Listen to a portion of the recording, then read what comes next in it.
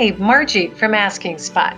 So when we moved into our house about a year ago, we had to do so much that we also didn't have it in our budget to replace this vanity that didn't really go with this bathroom. And well, I didn't really like it. So I thought I'll paint it.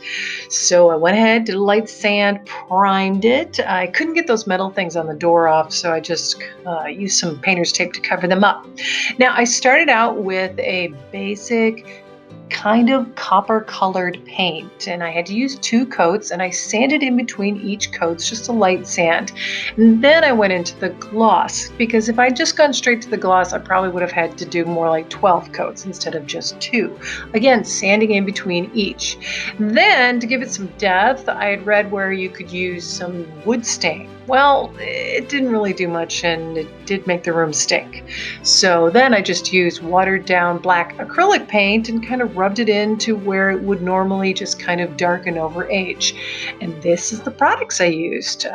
Like I said, you don't have to use that wood stain, just go with the acrylic paint. I love the results of this so much so that instead of getting rid of it, I decided to paint the rest of the bathroom to complement it. And not only did I do that, I also used the same effect on a couple of the art pieces, those two frames. And I also found this, like at a thrift shop, I found this Van Gogh print, The Starry Starry Night. Did the same thing to its frame.